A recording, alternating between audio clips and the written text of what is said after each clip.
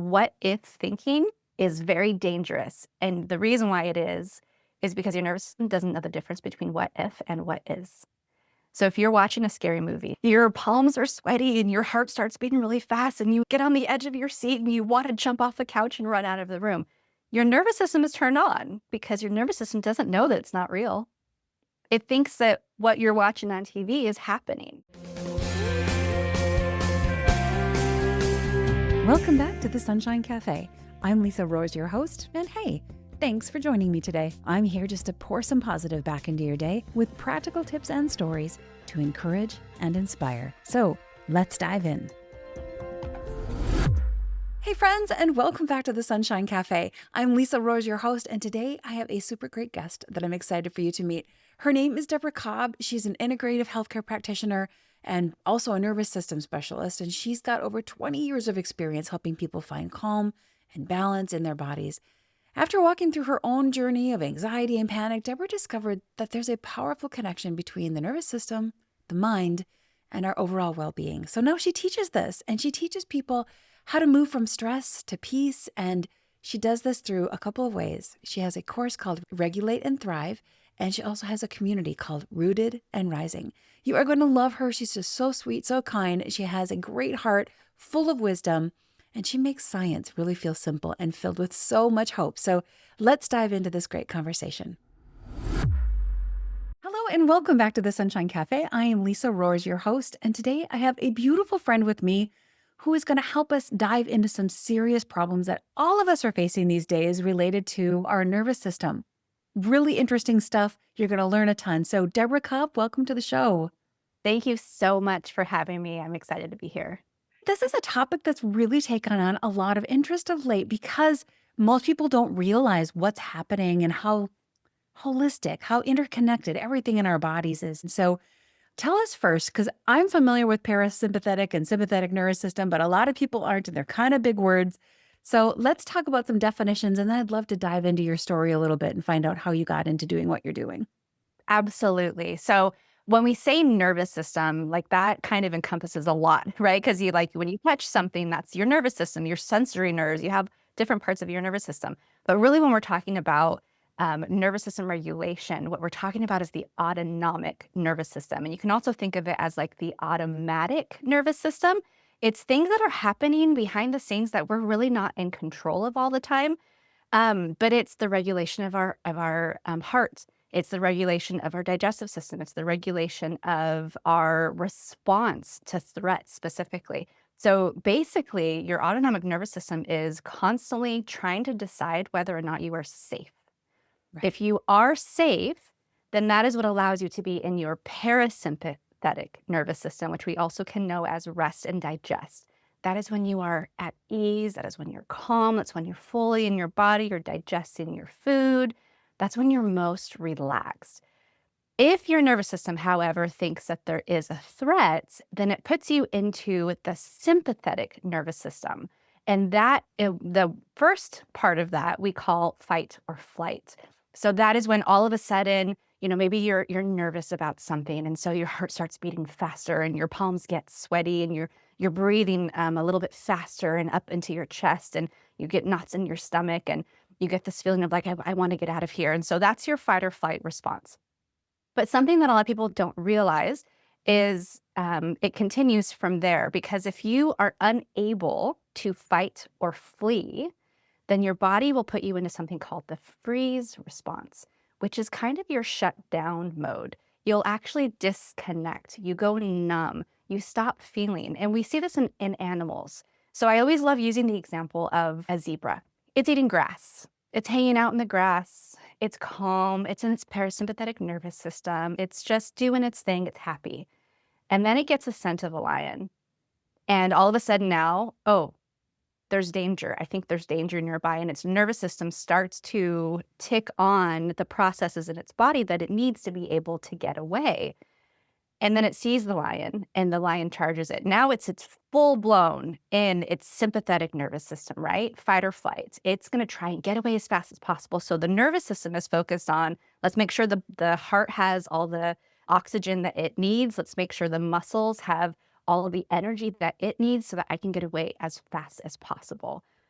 But if that lion catches the zebra, now the zebra goes into freeze mode, which is when the parasympathetic nervous system actually turns on top of the sympathetic nervous system. And that's where you are still in that arousal state, but now you're disconnected. Now you're shut down. And actually, it's kind of an amazing thing because at that point, the zebra doesn't feel anything. Mm. Its sensory nerves are turned down. It's disconnected from a lot of its body sensations. So the same kind of process can happen to us. And that's essentially what we're talking about when we're talking about the autonomic nervous system. Yeah. Wow. So much in there. So many things in there. I like to think about the sympathetic nervous system as my body being sympathetic to what I'm going through. And so it kind of steps alongside me to say, hey, don't worry, Lisa, I'm going to help you out here. So it kind of comes alongside me. And the parasympathetic kind of comes in and says, hey, no, that's okay. You don't have to be so sympathetic anymore. Just chill. You can just I l relax. I love that description, I love that, and that's something important I think important to recognize is there are no bad parts. There are no bad parts to the nervous system. People think of like, "Oh, you gotta get out of your sympathetic nervous system, you gotta get out of you're in survival mode, you don't" like, we view it as a negative, but the reality is those systems are there on purpose, and a lot of times, they're life-saving. We need to be in those systems sometimes when it's appropriate. And I'm sure we'll get into more, what it looks like when it's not appropriate. Yeah. Well, there are all kinds of things that those nervous systems, which you're right, it is a gift completely. And it is such a gift for us, but it's helpful for us to understand them so we can treat our bodies well and allow them to do what they're meant to do. So I love that we were created this way. It's such a cool thing. Um, there's a lot of things that I think our population as a whole are dealing with right now, from digestive issues to sleep issues to anxiety and depression, and all of these things relate back to the whole system of our nervous system. So let's take a pause there for our scientific lesson and dive into your story and understand a little bit about how you got involved in this in the first place and why it's such a passion for you. Yeah, absolutely. So, part of my background is I've been in body work for over 20 years. Fresh out of high school, I went to school to become a massage therapist and then got certified as a craniosacral therapist. And so, my focus has been nervous system and helping people to calm their bodies for a very long time. And that I was really good at it. I was really good at being really calm and helping people. My clients that became the most loyal were the ones who came in and could not relax and were stiff as a board because I could actually help them to fully relax into their body. And so that was my professional background. But personally, I was dealing with a ton of anxiety. And a lot of those same tools weren't working for me. And honestly, I didn't know I had anxiety. I didn't know that's what it was. I thought my body was broken. I had all these symptoms that didn't make sense. I started having panic attacks about 18 years ago. My son was about 18 months old when I had my first one, and I didn't know it was a panic attack. I was sitting at lunch with friends. It was totally fine. We were out on vacation, and all of a sudden, my heart started beating really, really, really, really fast. My stomach was really upset. My palms got sweaty. I felt like I was going to faint, and I didn't know what was going on. And so I got up. I didn't say anything. I went to the bathroom, and like, am I having a heart attack? Like, what's going on? I was in my early 20s. Like, what even is this? And it kept happening, and so I went to the doctor, they ran all sorts of tests, they checked my heart, they checked my gallbladder, my digestive system, like, all these different things, did ultrasounds, did all the tests. They couldn't find anything that was wrong, but it kept happening. It took me 2 years to figure out that it was a panic attack, Wow. and it was at that point that I was like, "Okay, what is going on with my body?" And that's when I really started digging into why is my nervous system like this? And what does anxiety actually look like? Because to me, when I thought of someone who was anxious, it was the person who is, oh no, about this thing, and I'm so worried about this thing, and like we think of that stereotypical someone who's anxious, but I wasn't that way. I was calm. I was the person people went to get advice and to get calm and to help them, like, relax.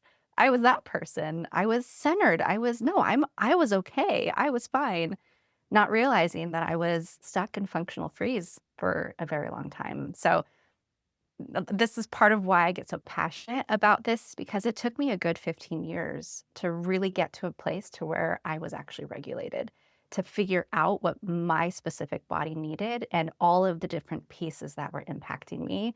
And I don't want that to take such a long time for other people. I want to help people get there because it is where everything can heal. The body can heal, the nervous system can change, it can be rewired. It's just a matter of figuring out how to do it. Well, that's a really good point to make because, you're sitting there, in your case, you were sitting there having lunch, which would normally be it. I mean, unless the food was really bad. But I think in general, you're sitting there enjoying time with your friends. You don't have any tiger coming running after you or a bear or reasons for you to have a panic attack. So, how did you uncover what was the source of that panic attack that you were having that day? So, interestingly enough, it's a very odd thing. This probably is a very uncommon thing for most people, but what I actually started realizing was that every time I would eat meat, I would have a panic attack. And at the time, I actually lost a ton of weight because it was related to food. I couldn't eat at nighttime. Every time I would eat something at nighttime, I was gonna have a panic attack that night, and finally, I was like, "You know what? It feels like it's every time I eat something with meat." And I had previously been vegetarian, as a teenager, and then when I got pregnant, I craved dairy, I craved meat, and so I started eating it again, and it was right about when my son was about 6 months old, I noticed, "I'm not digesting this very well," but I still wanted it, and so I kept eating that way. And actually, at lunch that day, I had a big old thing of shepherd's pie, which was delicious, but remember that being the meal because it was this heavy, high-fat, very, very meaty meal, and I remember looking back afterwards going, "Huh, I wonder if that was the trigger." And so for me personally, it was an internal thing. It was the way my body was digesting was struggling, and this is the part of nervous system regulation that I think a lot of people miss is we think of it as this outside thing. There's some kind of outside stress. There's an external thing that's going on in my relationships, in my world, in my life, in my work, whatever. But there's also the hypothalamus, which is the control center of the brain, which is really what directs everything else as to what's going to happen with your nervous system, with that autonomic nervous system. That's always looking for threats. It's not just looking for threats that are external, it's also looking for threats that are internal. So I was having actually some internal threats that were happening. I was having some inflammation. I was having blood sugar imbalances. I was having digestive issues. And because of that, and because I was already dysregulated, those threats that were happening internally, my hypothalamus went, "Whoa, we are not okay right now." And then triggered that sympathetic nervous system response. So it's not just about what's happening outside of you, it's also what's happening inside of you as well.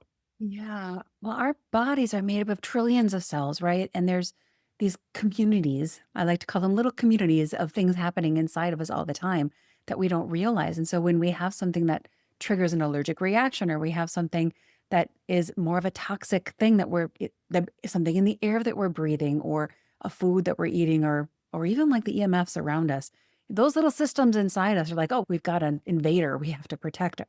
And these days, since our environment is so full of so many of these kinds of things, I think it's logical for us to understand that our bodies are trying to figure out what's normal. And there's a whole lot of things it's dealing with that are not normal. So your situation was almost like an allergic reaction to the meat that you were having. Absolutely. That Okay. was one of the triggers. So once I cut out meat, the panic attacks got a lot better. The second thing was coffee. Ah, I did some kind of cleanse or detox or something where I had to cut out coffee for, I think it was a week or 2, and I know I noticed this is a couple years into it. I noticed I was driving and I went, "Oh, I'm not having crazy anxious thoughts this whole time. I'm not driving down the street thinking, is that car going to hit me? Or, oh no, there's going to be a deer that jumps out of the bushes, or there's going to be a bunny's going to run across, or what if I have to swerve? Or what if?" And I was stuck in that what if thinking all the time. And I didn't even realize that that's what my brain was doing because it was so normal to me. It was just normal. And again, I didn't think of it as anxiety. It was just what my brain did. And I stopped drinking coffee, and all of a sudden, oh, I'm not having those thoughts anymore. And it was, "Oh, no." And even once I realized that, it still took me probably a year to actually stop drinking it. And so it's been a long time now. I still miss it. It's been probably 15 years. I still miss coffee. Girl, I so hear you on that one. I've resorted to decaf and it's still something I need to cut out the decaf as well, but I'm Yeah. slowly trying to move toward the nothing because it's one of the triggers for me as well. Yeah. But For me, the reason why I actually think the coffee and the meat are related is both are very acidic, or Mhm. at least they have an acidic impact on your body, an acidic effect on your body. So if you are already struggling with that in your system, then that's just going to make it even worse. And so this is not the kind of like my husband can eat meat and he's fantastic. He can drink coffee and he's fantastic. So this is not to say that either of those things are bad. But for my personal body, my system, it just didn't work for me. And so sometimes that's the difficulty is with people figuring out what it is for them because we're so bio individual. There is no one thing that's always bad and well, there's maybe like glyphosate, it's probably always bad. But like the majority of things in nature that are not man-made, like some things are good for some people and some things other people should avoid. And so it's figuring those things out can be difficult. Exactly. And that's really easy to understand logically. But I think it's a really interesting thing that you mentioned that the coffee was actually creating these anxious thoughts. And we don't often think that the food affects us emotionally, how sugar really drives depression, and how all those different foods that we're eating affect who we show up as in the world. And so I was just thinking as you were talking earlier about how there's some people I know who are like, worried about everything. They're like literally worried about everything and they kind of freak out in little mini freak out episodes on every possible little bug or every little virus or anything that comes through their household with their kids. And then I know other people that are like, you know, oh, how long was it in the garbage? That's okay. I'll just take it out, rinse it off and eat it. It's not a big deal, you know? So what do you think makes up the difference? Do you think it's all related to diet or what do you think? I think it's a combination of a lot of things. I think for sure, it's kind of the nature versus nurture Yeah. argument as well, because a lot of it is the way you were raised. So much of our processes we learn from a young age. That's one thing too that a lot of people don't realize is we first learn to regulate our nervous system as infants. We learn from our caregivers. When a baby cries, so if you are a mother and you had those moments, which I think we all have as mothers, where your baby has been screaming for 3 days straight and you haven't been sleeping and you're a wreck and your nervous system is just crazy and you are not calm and you cannot calm the baby, and someone else walks in, picks the baby up, and the baby stops crying. The reason why that happens isn't because the baby hated you. It was Mhm. because your nervous system was so amped up. Babies respond to us in our nervous system state. And so if you are stressed all the time, the baby doesn't learn how to calm their own nervous system. We teach our children by us calming our nervous system. Mhm. And so if you had a parent who was very dysregulated, who was very anxious, who was hypervigilant, who was reacting in a specific way, then you were never taught how to calm yourself, how to change your thinking processes. That was kind of what you were raised into. And so again, the good news, it doesn't mean that you're forever stuck there.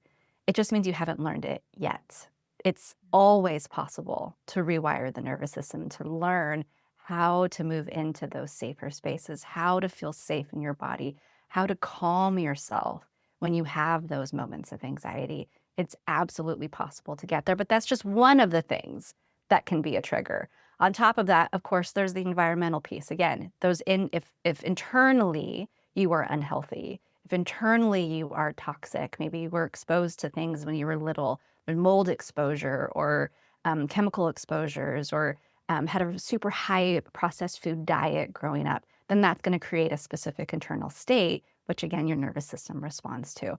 But then a lot of people have trauma, and trauma, that in itself is a whole nother topic that we could talk about for hours, because trauma doesn't necessarily mean something is not always capital T trauma. It's not the major traumas. Sometimes it's minor traumas. Sometimes it's smaller things that are because of our nervous system, we didn't have the tools, we weren't able to process through them, and then we get stuck there. So there's just so many pieces that help to create the environment of our nervous system and kind of cause the state that we are in now. The good news is that all of it is changeable. And I want to add one more thing, because when I learned this about as a mother who has struggled with anxiety or struggled with anxiety for a very long time, as soon as I learned that, oh no, my child learns how to regulate for me, I had an immediate feeling of shame, an immediate feeling of, oh no, I've ruined him. I've ruined my son because I wasn't okay. So then he's not going to be okay, because, that's what the anxious thoughts do.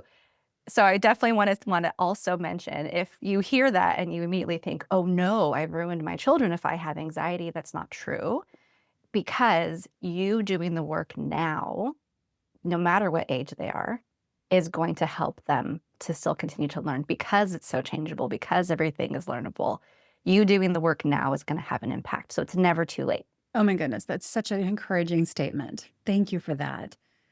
Yes, and it makes a lot of sense. Everybody talks about when you're around horses, to be really calm because they can sense our energy. Well, so can babies. So can actually adults can sense other people's energy. But I love that you are encouraging people about the fact that we can change and that we can intentionally focus on something for a while until we rewire things. It doesn't have to be intentional forever, but I think a short-term intentionality will help us really reset that nervous system. So let's talk about that really quick, because we love to share ideas here on the Sunshine Cafe about practical tips that we can do today to kind of start changing the path. So what are some of the top, like the low-hanging fruit of things that if someone's really prone to anxiety or prone to panic attacks, what would your couple of suggestions be for them to start getting that under control?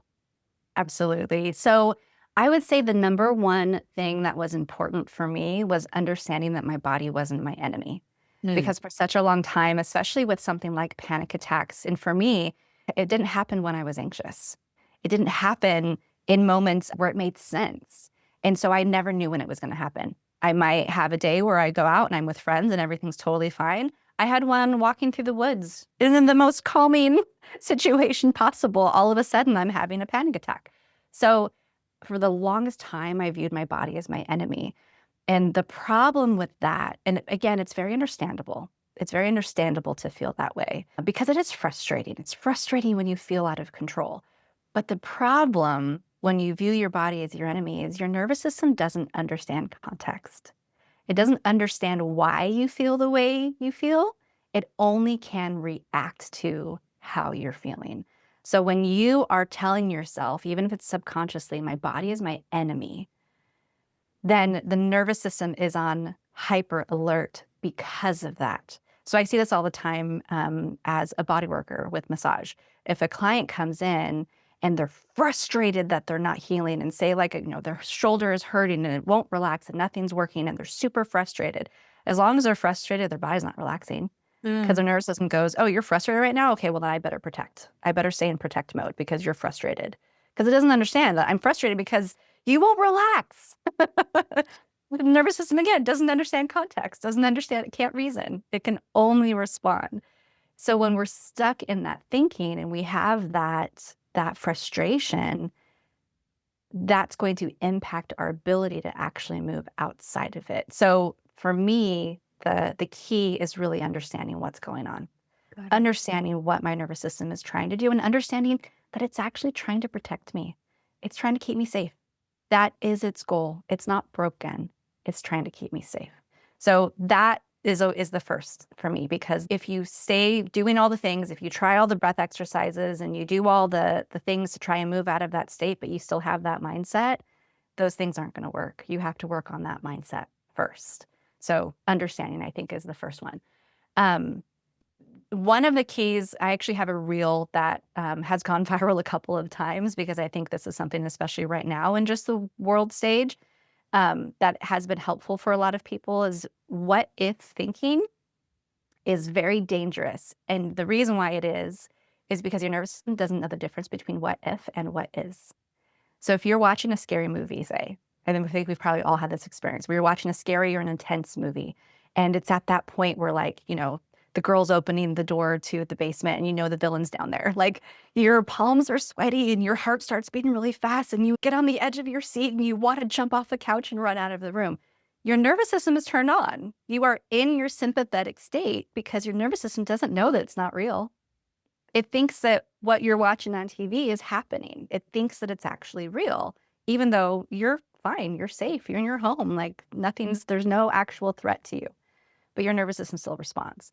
When we think, what if, and then our brain does oh no, these are all the catastrophes. These are all the possible worst case scenarios that could happen here. Our nervous system doesn't know that it's not actually happening.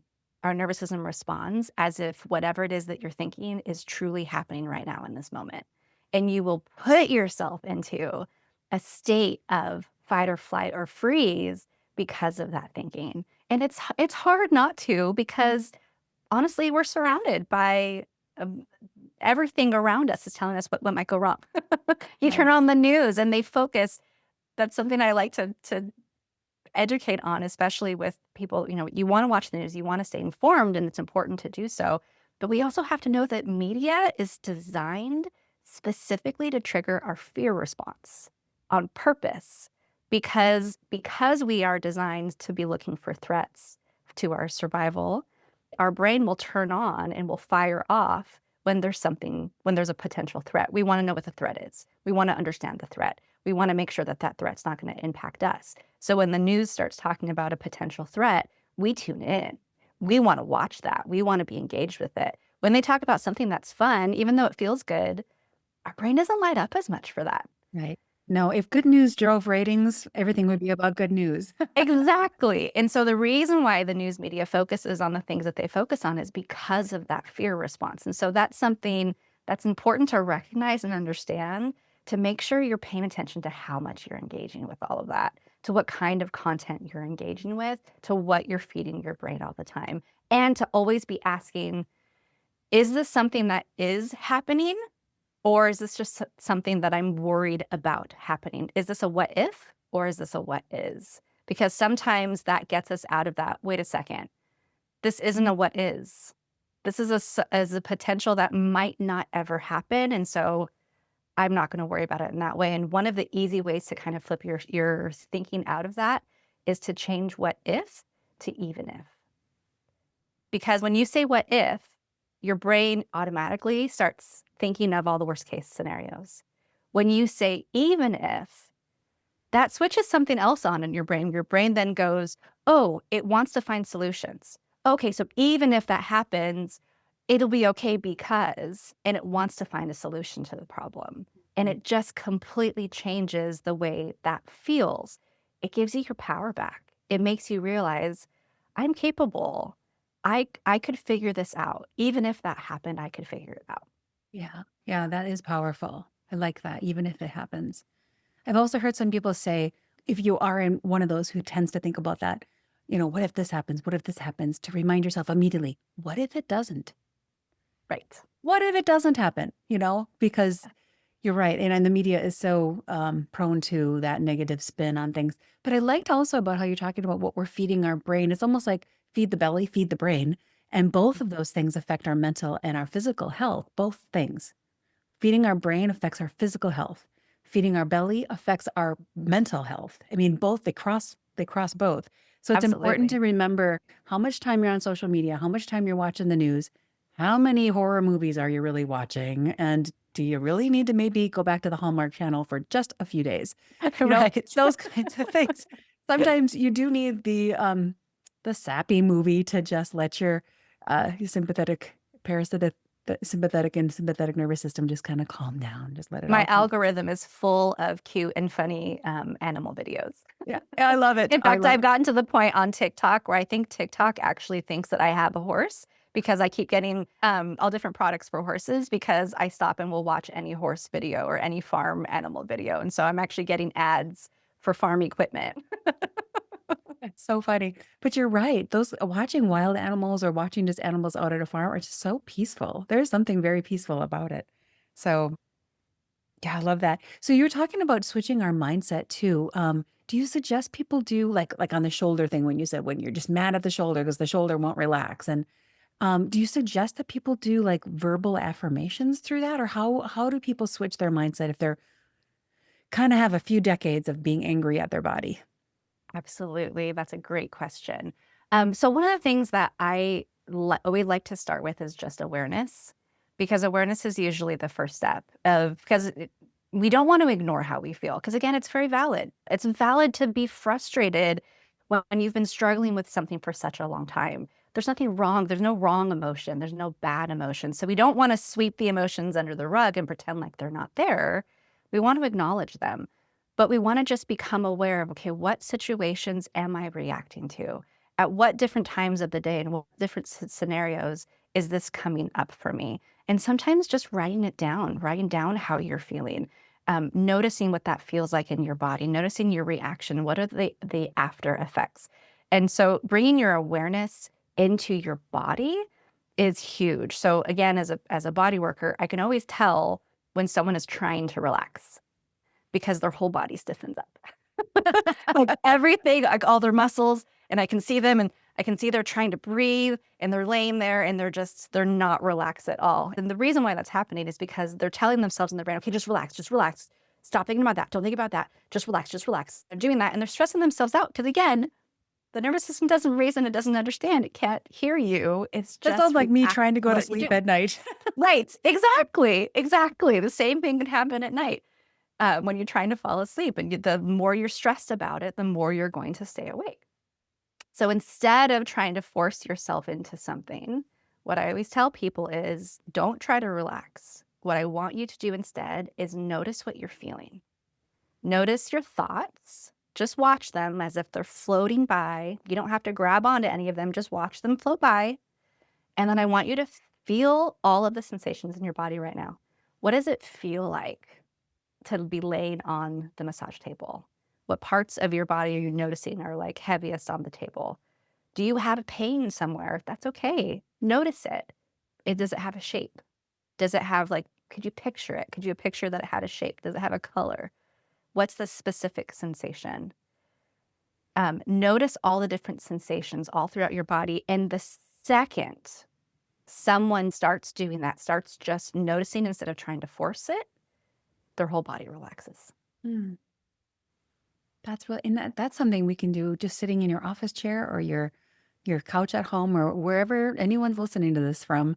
Just start to notice what surfaces you're touching and what feelings you have. I like the visual of just watching them float by and not grabbing onto any of them, just watching them float. That's a wonderful visual image. Yeah, using your senses is one of my absolute favorite things to do to get you back inside of your body. Because again, when we're in our survival mode, so if you're in some kind of scary situation where someone's chasing you or you're being chased by a dog or something, right? Where you're in that full fight or flight, you're not going to stop and smell the roses. You're not going to notice what the smell is in the air. You're not going to notice what your clothes feel like on your skin. You're not tuned into your senses at all because it's not safe to do that. It's not safe to stop and go to the bathroom. It's not safe to do any of those things. When we're in our parasympathetic nervous system, that is when it's safe to actually notice your senses, to engage with all of your senses. And so when we do that intentionally, when we intentionally go, what does this smell like, even if it doesn't smell good? When we intentionally go, what does this feel like next to me? What am I hearing right now? When I look at something, look at it in a way that you're looking at all of the details to where it's almost like you're touching it with your eyes because Mm, you're noticing every single detail of whatever it is you're looking at. When you really utilize your senses, it tells your brain, oh, I must be safe right now. Because if I was being chased by a dog, I would not stop and do this. So I must be safe. And if I'm safe, I can go into my parasympathetic nervous system. So it's one of those ways that you can kind of hack that system of convincing your brain, I'm okay, I'm safe right now when we stop and we engage with our senses. And mm, one of my favorite tricks, which this was something Nicole LePera talks about in her book, How to Do the Work, where you focus on to basically use this as a trigger because we sometimes we need those triggers of remembering to do things because we're all so busy. When we get about our day, we go about our day, we forget to stop and smell the roses. So we wash our hands. Most people wash their hands multiple times a day, right? Hopefully, anyway. Hopefully you're washing your hands after you go to the bathroom. And maybe you're washing your hands before you eat something. Um, every time you go to wash your hands, use that as your trigger to tune in. Notice, what does the water feel like on my skin? What does the texture of my skin feel like? What does the soap that I'm using smell like? What do the bubbles look like as they're popping? The water as it's coming down? What's the sound of the water coming out of the faucet and how it hits the sink and how it hits my hands? Mm. Every single sense. Pull it all in and just take it doesn't take that long. You can 20 seconds, be washing your hands, and as you're washing, you're tuning into your senses, and if you're doing that multiple times per day, it's giving that signal back to your nervous system, I'm safe to be in my body." Love that suggestion. That is fantastic. Bubbles are so fun to look at anyway. So, Right. it's just They're fun, enjoyable. exactly. Yeah. You might find yourself washing your hands more often. Right. I've had other doctors and whatnot tell patients to do a food journal to back to the what kinds of triggers might be affecting your body. But I think it's valuable to pair that with a mind journal. And you can have just open up a page for each day, you could have nice small little notebooks that you can carry around with you. Or we have, obviously unlimited apps in our phones to be able to just capture those moments where I'm feeling you can just dictate it. Hey, right now I'm feeling this and this is what's happening right now. I just had spinach and for some reason I'm feeling this right now.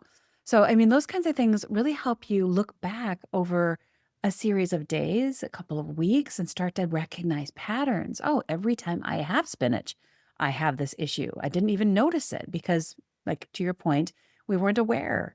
So, those kinds of tricks and tips can really help us become aware and start to take control, and that's very empowering and very hopeful because okay, I don't have to just put up with this. I don't have to just be this way. This isn't just who I am. I can actually modify that and make myself a calmer person and a healthier one because of it. Absolutely, and I think that's such an important piece of the puzzle is getting curious about what is going on, and again, if you are able to have the mindset and understanding that my body is not my enemy, and it's not trying to hurt me, and it's not broken, but instead, it's doing all that it knows how to do, and maybe those processes aren't helpful right now in this moment, but the intention, the design is to keep me safe. The purpose is to keep me safe. That's what it's trying to do. And so my job consciously is to help it relearn different processes or maybe unlearn certain processes. Because that's what I think it's important to distinguish too what a dysregulated nervous system is. Because we kind of already talked about this a little bit because anxiety is not bad. Sometimes anxiety is appropriate. Sometimes, again, that sympathetic nervous system, that freeze response, all of those parts of us are important and they're necessary. When you are dysregulated, it doesn't mean that you have more anxiety necessarily. It means that your nervous system response is not appropriate to the situation. So the illustration that I've always loved for that to explain that is it's kind of like having a smoke alarm in your house. We Mm. want to have a smoke alarm in our house and we want it to go off when there's smoke. If there's a potential fire, we want to be alerted to it. But we don't want a smoke alarm that's so sensitive that it's going to go off when the neighbor down the street is cooking bacon. Right. And that's basically what a dysregulated nervous system is. It overreacts to circumstances and situations. When something is just a little uncomfortable, our nervous system responds as if it's life threatening. When you need to send an email to your boss, which is maybe something that is a little bit anxiety inducing, or you're maybe a little bit worried about it, that's okay. That's normal. But if your response is a complete shutdown, that's not appropriate for that given situation. So that is when okay, my nervous system needs rewiring because right now it's reacting as if I'm going through something life-threatening when I'm really not. Right. And now we know that we just have to say, even if the boss doesn't like my email, I'm going to be okay. Exactly. We have those tools now. Thanks to you, Deborah. Well, I so appreciate your time and just bringing such wisdom to the table today because I know this is a topic that is hitting a lot of people and people are becoming more and more aware of it. So I love that there's some actionable things that people can do to start shifting themselves and turning down the sensitivity of their fire alarms inside their heads. So I think that's a wonderful, wonderful advice. How do people find you if they want to reach out or learn more about what you offer? Yeah, so, I'm fairly active on Instagram. So it's Deborah Cobb underscore IHP. Do a lot of educating on there about nervous system regulation and different things that work. I also have a course called Regulate and Thrive, which really gets into a lot of what I talked about today, actually, of that piece of learning how to have compassion for yourself, how to unlearn your body being your enemy. Also understanding what safety really is and what that means and how to actually learn to feel safe in your body, as well as all the specific somatic tools. So it's a 3 module, 12 video series set that you go at your own pace. You get lifetime access. And I also have a membership. And that will be, I'm really excited for that community of just ongoing, because as we've talked about, there's so many different things that can contribute to your nervous system being in the state that it's in. And so we're going to dig into all of that, gut health and detoxification and shame and perfectionism and all these different things that can have an impact. And so I'm really, really excited about that. And that can all be found at my website, which is rootandbloomholistics.com. rootandbloomholistics.com. Wonderful. Oh my goodness. Thank you so very much, Deborah. Before I wrap up, I always like to give my guests one final chance to just share. Is there anything else that's on your mind or on your heart that you really want to help people know, or any encouragement you want to leave them with? I think really, number one, you're not alone. I think a lot of people are struggling, and because of the world of social media, we see the highlight reel of everybody else. Looks like their life is going fantastic, when the reality is everybody's struggling with something. And so understanding that you're not alone and that you're not broken, that everything is healable, everything is fixable to a certain extent, but that you can feel better in your body, you can feel better in your mind, you can learn new things, you're not stuck. So often we feel stuck. We're never actually stuck. We just need the tools to figure out how to move to the next level. Wonderful. And curiosity, my friends, will get you a long way. So just continue being curious, learning about yourself and being more aware. It's wonderful. Well, Deborah, thank you so much again for being with us today. I just loved having you on the show. So thank you. Thank you so much. This was fantastic. Deborah has so much wisdom about how to regulate our nervous system and shut down that anxiety. I have 7 great takeaways for you today. Number 1, your body is not your enemy. It's actually trying to protect you. Anxiety, panic, and physical symptoms are not signs of weaknesses or brokenness. They're actually signs that your body is working exactly as it was meant to work. Your God-designed alarm system is just trying to keep you safe. When you stop fighting your body and start partnering with it to figure out what your body is actually trying to protect you from, well, that is when real healing can begin. Number 2, God designed our nervous systems for both protection and peace. We mentioned these a couple of times in the conversation, and I just wanted to review them here because sometimes they're confusing terms. The autonomic nervous system has 2 main modes. The first is the sympathetic mode, which is just our fight or flight mode intended to protect you. That's the sympathetic mode. And the second is the parasympathetic mode, which is that rest and digest mode, which tells our whole system to just be at peace. The goal for great health is not to avoid stress completely, as that's hardly possible, but actually to learn how to handle stress and then return to calm, exactly the way God intended. Number 3, our bodies cannot tell the difference between what if and what is. Worrying about something that has never happened and may never happen actually activates our alarm system in our bodies, just as if that terrible thing were actually real and posing imminent danger. So we have to control our mindset and replace that what if with even if. And this little shift will help shift us from fear to faith. So for example, even if that terrible thing happens, I'm just going to trust God and I'll figure it out as I go, and everything will be just fine. Number 4, anxiety can come from external or internal forces.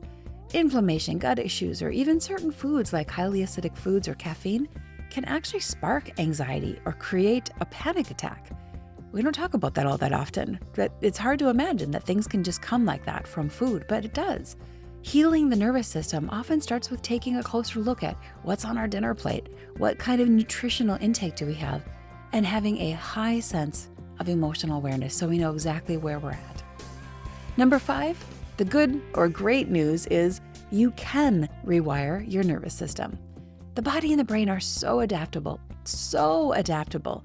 Consistent practices like breath work, positive affirmations, mindful awareness, gentle movement, powerful nutrition changes, and consistent self-compassion are going to help our bodies move from that state of chronic stress into a place of peace and safety.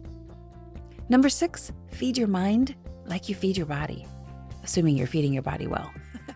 Everything that goes in your brain affects your health. This includes the media that you see, read, and hear. It includes the conversations that you take part in, or even the conversations you overhear. It also includes the music lyrics that are pumping into your ears. Even if you don't know all the words to those songs, your brain does. All of your thoughts, good, bad, and everything in between, feed your nervous system. Constant exposure to fear-based content keeps you in that fight or flight, highly anxious mode. Remember, we are not designed to take on the negative news of the whole global world. We are designed to take in and participate in our own small local communities. And that is the level of negative news that we are intended to handle. So take inventory of what you're letting in, and then choose what really nourishes your mind for peace. And finally, number 7, use all of your senses to anchor yourself in safety. Grounding yourself by using all of your senses teaches your brain, I am safe right now. So for example, notice the smell of the soap when you wash your hands. Feel the water pouring over your hands. Listen to the sound of the birds when you're outside and feel the wind against your face. This simple sensory awareness is going to rewire your stress patterns and help you feel calm. Thank you so much for joining me today, friends. If you would, please share this episode because, again, you could probably say it with me at this point.